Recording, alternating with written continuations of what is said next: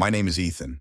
I'm 28 years old, and for as long as I can remember, my family has only ever had room for one son, my older brother, Ryan.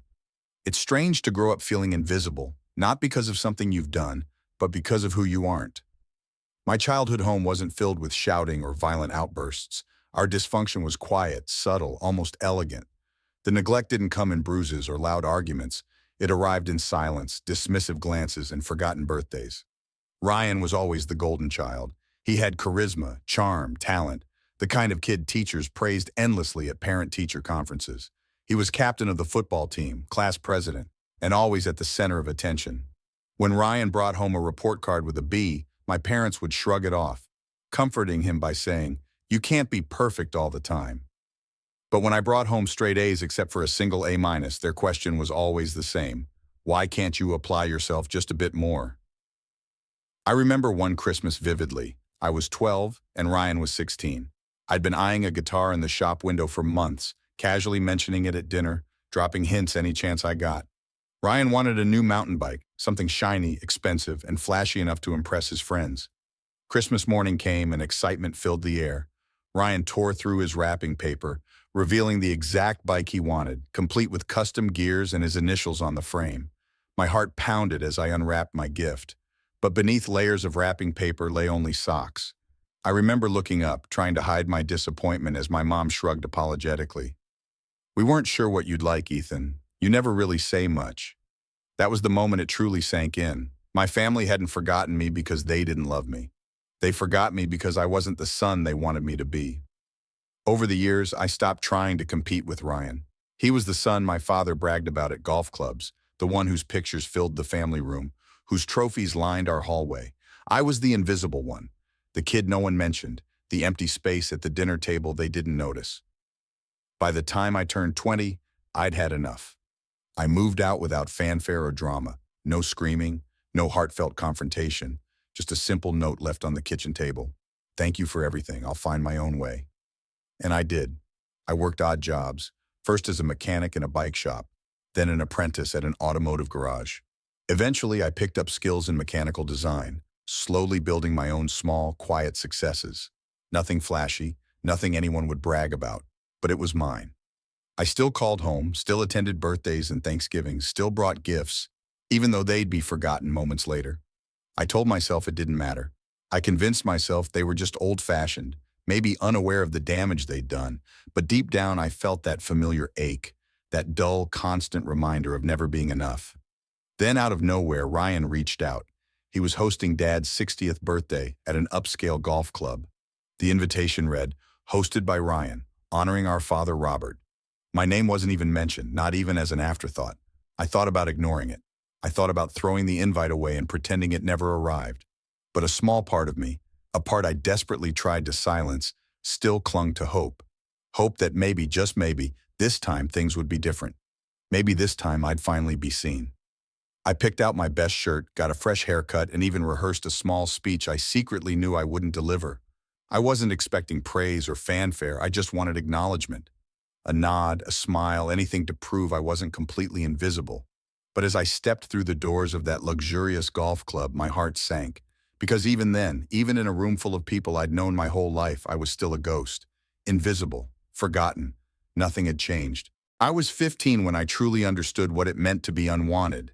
Not unloved in the gentle, quiet way people sometimes fall out of touch. No, I mean actively unwanted. Like your presence in a room made others itch. Like every word you said felt like a burden someone had to carry. It was my brother Ryan's 17th birthday. Dad had gone all out, rented a hall, invited half the town, and ordered a custom cake with a full-sized edible soccer ball on top. Ryan was the golden child, the local high school football star, captain of the team, straight A student most of the time, and the light in my parents' eyes. And me? I was the kid who forgot to clean the garage one Saturday and was still paying for it 2 months later. The one who wrote stories instead of scoring goals. The one who asked too many questions at dinner and made things awkward. But that night hurt in a way I didn't even know was possible. Mom had asked me to help set up the decorations, which I did, quietly. I hung the streamers, blew up the balloons, even organized the silverware into neat little rows. No one noticed. No one thanked me. When the party started, Ryan made his grand entrance like a prince arriving at his coronation. Everyone cheered. Dad clapped him on the back so hard I winced just watching it. Then, something small but cutting happened. Dad pulled me aside while the music blared and guests poured in. "Ethan," he said, eyes darting around the room, "maybe don't make tonight about you, all right? Let Ryan have his moment." I blinked. "I wasn't—" He raised a hand. "Just saying. Don't be weird. Smile, mingle, but stay out of the way." That would have been bad enough. But it got worse. When it was time to open gifts, Ryan got a brand new laptop, top of the line. I stared at it not with envy, but with confusion. I'd asked for a used one for school 6 months earlier and was told it wasn't in the budget. Ryan also got a $200 pair of sneakers, a leather wallet engraved with his initials, and a check for $500. And then, like the final kick to an already bruised ribcage, Mom announced with a bright smile, "And now for the video montage." I had spent 2 weeks secretly editing a birthday video for Ryan. Despite everything, I still admired him. I dug through old footage, added background music, even voiced over funny captions. But the montage they played, it wasn't mine. It was something slapped together by one of Dad's co-workers, choppy pixelated clips of Ryan playing football, no audio syncing, no emotional beats, just noise. I stood in the back of the room, my USB still in my pocket, heart pounding, stomach hollow. Later that night, when most of the guests had left, I found the courage to ask Mom, "Did you see the video I made? I sent it to you last week." She didn't even look up from wiping the counter. "Oh, that? Yeah." Ryan didn't like the tone, said it was too soft, too much talking. He wanted something more, action-packed. Soft, right, like me. The next morning, I opened my email and saw my birthday invitation, a forwarded e-card sent by my aunt. That was it. That was the moment I learned that love in my family was conditional, and I had failed the conditions. I was 17 when I realized disappointment could wear your father's voice. Senior year was supposed to be mine, my chance to break out of Ryan's shadow, to finally do something that might make my parents look at me without that barely hidden sigh of impatience. I worked hard, harder than I ever had. I stayed up writing college essays long after everyone else had gone to bed. I didn't have extracurriculars that made headlines like Ryan's, but I had a passion for literature, and I poured myself into every word I typed. I applied for scholarships, filled out FAFSA forms on my own, and crossed my fingers each night before sleep. One crisp afternoon in April, I came home from school and found a thick envelope resting on the kitchen table, Stanford University. My heart froze. I'd applied on a whim, told no one.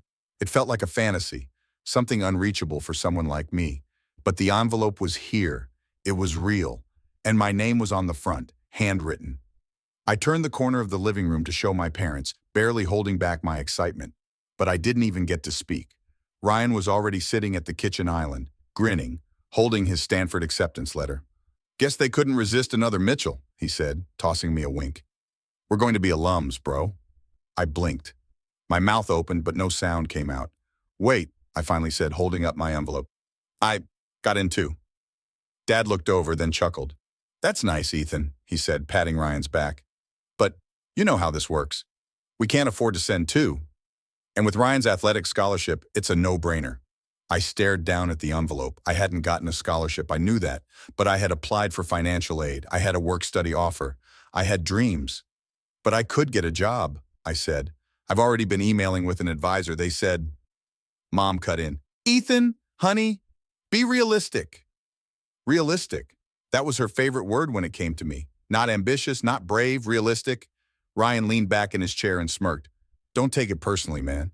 You're just more of a community college vibe." It wasn't the insult. It was the smirk, the ease with which he said it.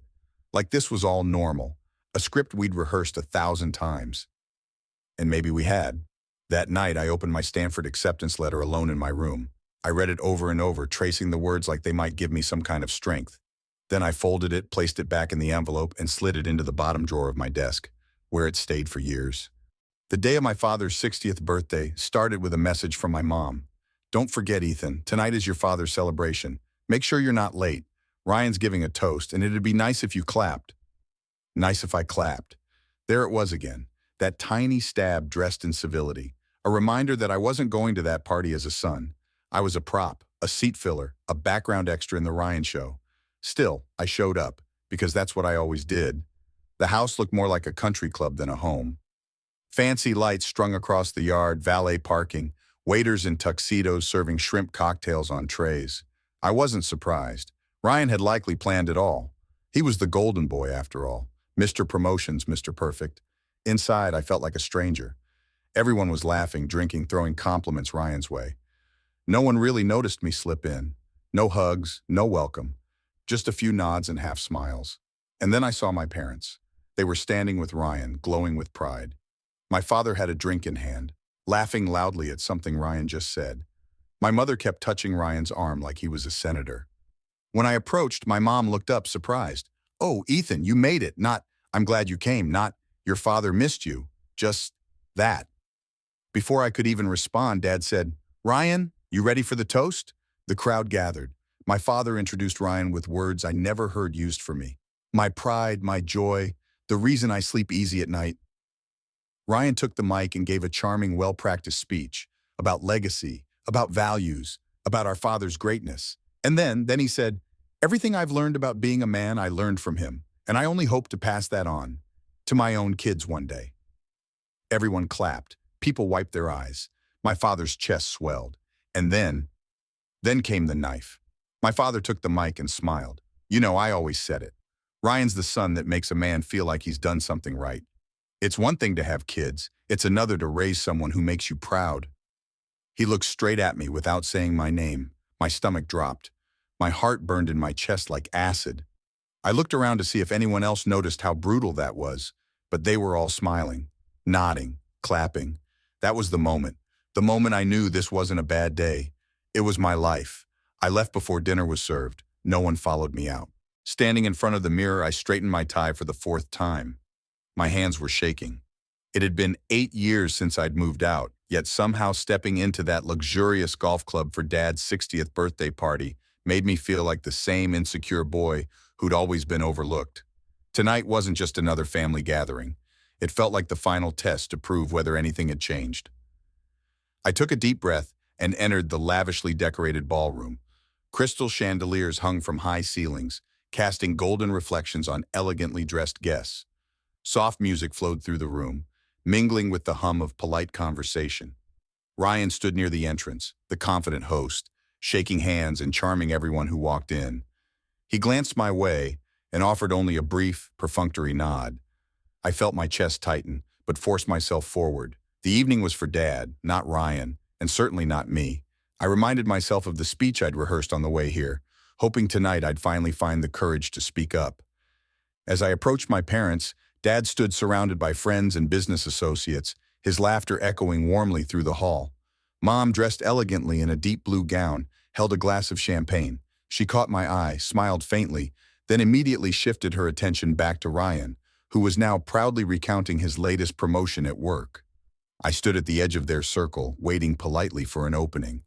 After a moment that felt like an eternity, Dad finally noticed me. "Ethan," he said, surprised, "you actually made it." "Of course, Dad," I replied quietly, my heart sinking at his tone. Ryan stepped forward, placing an arm around my shoulder, playing the gracious older brother role perfectly. "Glad you could join us, Ethan," he announced loudly enough for everyone to hear. "It's rare you come out from your little garage these days." A few people chuckled softly. My face grew warm, embarrassment washing over me. Before I could respond, Ryan continued, his voice dripping with false camaraderie. "Well, at least tonight you're finally among successful people. Maybe it'll inspire you to do something meaningful." The guests around us laughed again, clearly believing it was friendly banter, but I recognized the subtle sting beneath the surface. It was a familiar feeling, one I'd endured countless times. My father's eyes sparkled with amusement, and Mom simply looked away, sipping her champagne. I realized, painfully, that this had always been normal to them. My humiliation was their entertainment. I took a deep breath, swallowing my pride. "Actually," I began carefully, But Dad interrupted abruptly, patting Ryan proudly on the back. "Speaking of success," he declared to the room, ignoring me entirely, "did Ryan mention he's now vice president at his company, youngest ever in the history of their firm?" Applause filled the ballroom, drowning out my voice entirely. I stood there, frozen, speechless, as they all turned toward my brother, congratulating him enthusiastically. Ryan basked in the praise, smiling effortlessly, once again at the center of attention. I stepped back, feeling smaller than ever. The reality was crushing. I was still invisible. My accomplishments, no matter how genuine, would never matter in their eyes. They'd never see me clearly because they'd never bothered looking. Suddenly, an older woman approached me, placing a gentle hand on my shoulder. It was my Aunt Helen, the only family member who'd ever truly noticed me. "Ethan," she said softly, concern filling her eyes. "You don't have to stay here and endure this. They may never understand your value, but it doesn't mean you have none." Her words hit deep, resonating with a truth I'd always feared but had never confronted openly. I nodded slowly, tears stinging my eyes. "Thanks, Aunt Helen." She squeezed my arm gently, offering me the quiet support I'd always lacked from my parents. "You've already proven yourself," she whispered. "You don't need their approval." At that moment, something shifted inside me. Aunt Helen was right. I'd spent my entire life trying to earn recognition from people who'd decided long ago I wasn't worthy. Why did their validation still matter? A new sense of clarity washed over me. This humiliation tonight wasn't a tragedy, it was liberation. Quietly, without drawing attention, I slipped from the ballroom. The cold night air felt sharp against my flushed face. Outside, under the starry sky, I took a deep breath, feeling a strange sense of peace amidst the hurt. My decision was made. I wouldn't waste another moment seeking acknowledgement from people who refused to see my worth. That evening, I decided I was done being invisible. My success, my happiness, wouldn't be defined by their approval. From now on, it would be defined by me. It was the summer after high school graduation. While most of my classmates were heading off to college parties, beach trips, and dorm room decorating, I was juggling 2 part-time jobs, one at a gas station and another stocking shelves at a 24-hour supermarket. I didn't complain. I was saving every dollar I could, dreaming of a day I could afford to take control of my own life, even if it wasn't through the traditional college route.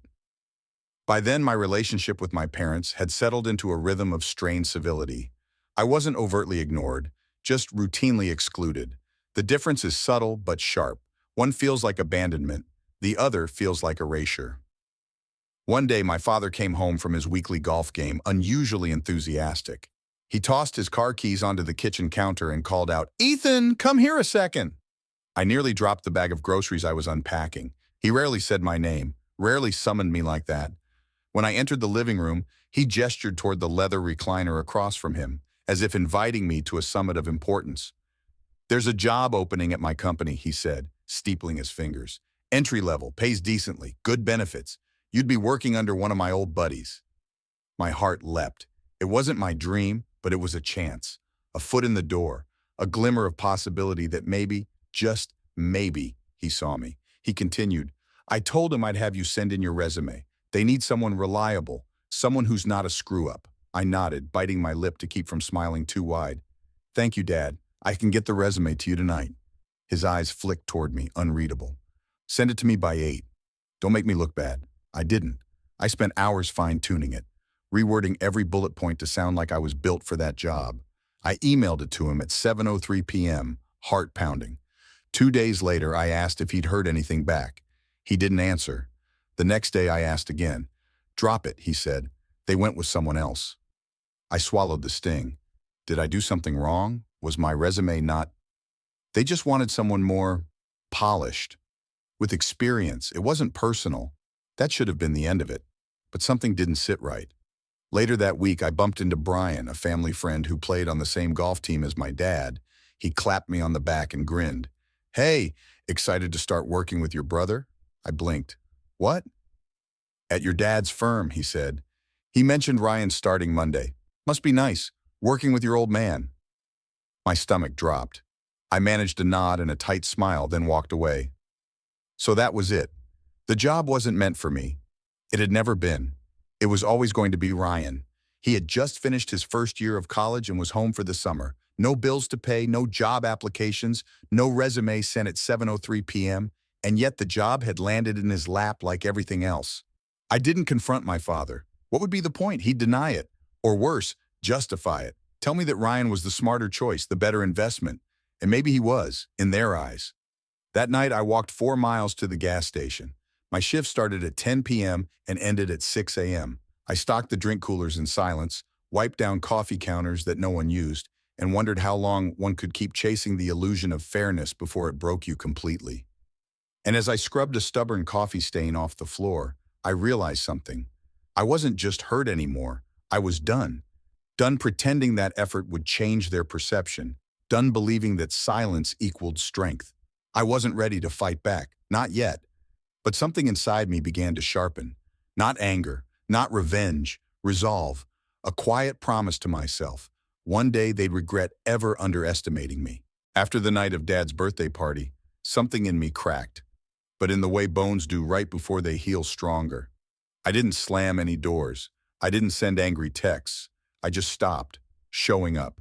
No more days. I stopped calling. I stopped checking in. And the strangest part? No one noticed. At first it hurt. That silence from my family echoed louder than any insult. But slowly, it started to feel like space. Breathe in. For the first time in my life, I wasn't orbiting around Ryan or begging for a seat at a table I was never truly welcome at. I poured myself into work. By day, I was still doing mechanic gigs and side projects in auto design. But at night, I started exploring something new, something that didn't require anyone's permission. I'd always been good with writing and design. I just never believed it could be anything more than a hobby. But one late night, after watching a YouTube video of someone turning their blog into a something clicked. I stayed up until 4 a.m. that night researching affiliate marketing, digital product creation, copywriting. Not glamorous, but real, tangible, mine. I built it was ugly, clunky, but it was mine. I called it the Garage Thinker, a quiet nod to the place I'd always been told I belonged. I started freelancing on the side. Small blog gigs, landing pages, product rejected, a lot. But I also got better, fast. Eventually, I caught the attention of someone who would change everything. A guy named Marcus, a successful copywriter who ran a small mentorship program. We'd met. I left a comment breaking down the psychology of a sales funnel, and he messaged me the next day. Dude, he wrote, you've got a dangerous brain. Want in on something real? I thought it was a leap. Marcus wasn't some flashy guru. He was sharp, disciplined, and brutally honest. He didn't care that I hadn't gone to Stanford. In fact, he preferred it. People like you, he told me during one of our first calls, long, you know how to shut up and build. That's rare. He taught me how to build systems, not just side hustles, how to write for conversion, not just attention, how to own my time, and eventually my worth. Within 18 months, I was pulling in more money from my business than Ryan made in a quarter, but no one knew. I kept it silent. No Instagram posts, no bragging, just quiet wins stacking behind the scenes. I started renting a small studio loft downtown, nothing fancy but clean, filled with light, and mine. I started putting money into investments. I even hired a virtual assistant, a detail I never would have imagined 2 years ago. But more than the money, something else began to shift. Peace. I no longer woke up. I didn't flinch when I saw family photos online without me in them. I had built a life where their absence didn't feel like rejection. It felt like protection. Then the calls started coming in. First from Mom, a email asking how I was. Then a text from Dad. Hey, you around? Ryan's having a big announcement soon. Would be great if you could join. I didn't answer. A week later, Aunt Helen called. They've noticed the distance. They created it, I replied. I know, but it scares them now that they can't control it. There it was. For the first time in my life, I wasn't the forgotten son. I was the unprotected one they could no longer reach, no longer mock, no longer manage. My silence had become louder than Ryan's success, but I wasn't done yet. Because while they were finally noticing the absence of me, who I'd become in it, not yet. The wedding was held at a sprawling vineyard estate 2 hours outside the city. A destination affair, press invites, drone footage, champagne fountains. The kind of celebration where everything looks perfect from a distance and hollow up close. I arrived right before the ceremony started, dressed sharply but modestly. Clean lines, no designer labels, no flashy entrance. I didn't come to celebrate, I came to finish something. As I walked through the garden entrance, heads turned. Whispers began to float through the air. I hadn't seen most of these relatives in years. Some barely recognized me. Others clearly did, but didn't know how to approach me now. Is that Ethan? Wow, he looks different. Didn't he move away or something?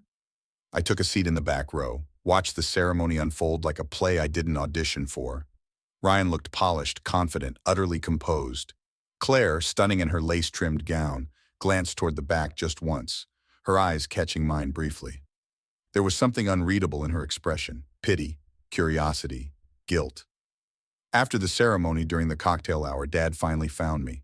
He approached slowly, glass of champagne in hand, with the same cautious warmth someone might offer a dog that once bit them. "Ethan," he said, "glad you could make it." I nodded. "Didn't think I would, did you?" He hesitated. "Well, your brother really wanted you here. And your mother, she's been asking about you." "I bet," I said quietly. There was a long pause before he cleared his throat and added, "I hear you've been doing something online, marketing or websites. Ryan mentioned it." I almost laughed, but instead, I pulled a small folded sheet of paper from my inner pocket. It was a printout of a Forbes article. "Anonymous entrepreneur garage thinker crosses seven-figure milestone." No name, no photo. Just the story of a man who built an empire from nothing, who'd turned his pain into purpose, and who refused to sell his story to people who'd only care once it had value. I handed it to my father and said, "You're welcome to keep it. Just don't tell anyone I'm your son. I built this life without your help. I'd like to keep it that way." He stared at the paper, jaw slightly slack. Then I walked away. Later, when Ryan tried to corner me near the dessert table asking if I'd like to make a toast, I smiled politely and said, "I already did, just not the kind you can hear." And with that, I left. No anger, no theatrics, just silence, the kind that echoes louder than applause. It had been nearly 3 years since I'd last seen my family. 3 years since Dad's 60th birthday party. The night I finally understood that some wounds don't close. You simply learn to live around them. 3 years since I walked away without slamming a door, without yelling or pleading. Just quiet, steady distance. In that time, my life had become something I never imagined it could be. I'd grown my digital business into a consulting brand. I had 3 remote employees, recurring clients, and was earning more in a single quarter than I'd once made in 2 years. But more than the money, I had something far rarer: freedom. No more comparison. No more reaching for people who had never reached for me. I had peace, purpose, and for the first time in my life, pride. So when the envelope arrived in my mailbox, thick, ivory-colored, embossed with gold leaf, I almost laughed. It was a wedding invitation. "Ryan Mitchell and Claire Bennett request the honor of your presence at their wedding celebration." I held the envelope for a long time, running my fingers over the raised letters. There was no note from my parents, no call, just the invitation, as if nothing had ever happened. I didn't know Claire well. We'd met once at a family event. She seemed polite, ambitious, and like most people in Ryan's circle, good at smiling through discomfort. Apparently, she came from a wealthy family with strong business connections. I could already imagine my parents' delight, the power couple their golden son was about to form. I tossed the invitation onto my kitchen counter and left it there for days. I didn't plan to go, but then I got a call. Not from Mom, not from Dad, but from Ryan. I let it ring out the first 2 times. The third time I answered. "Ethan," he said, voice bright, as if we'd spoken just last week. "Long time, man." I said nothing. "I just wanted to reach out personally," he continued. "Claire really wanted you there. I mean, obviously I do too, but she insisted, said it'd mean a lot to the family." "Did you ever apologize?" I asked evenly. There was a pause. "For what?" I let the silence hang. "Look, I know things were tense," he said finally, "but we're adults now. This wedding is a big deal. Dad's company merged with Claire's family firm and there'll be press. Investors, big names. It's going to be high profile." There it was. It wasn't about family. It never was. They wanted me there for optics, for symmetry, to stand in a tuxedo next to the golden boy and pretend we were the happy sons of the proud patriarch, just a prop in their illusion of unity. "Ethan," Ryan added, "you've been off the grid, man. No one really knows what you're up to. Would be nice if you could at least show face, represent the family." I hung up. No anger, no shouting, just click. Weeks passed after the wedding. I didn't expect follow-up calls. I didn't expect apologies. And I certainly didn't expect my mother showing up at my doorstep, holding a Tupperware container of her famous lasagna, like we were still pretending that food could patch things broken for decades. She stood there, quiet, unsure. "I read the article," she finally said. I didn't answer, just leaned against the doorframe, arms crossed. "We didn't know How much you were carrying, she added, eyes glistening. Your father, he regrets a lot. I do too. I just thought maybe we could talk. I almost laughed. Not out of cruelty, but because for once, I wasn't the one chasing the conversation.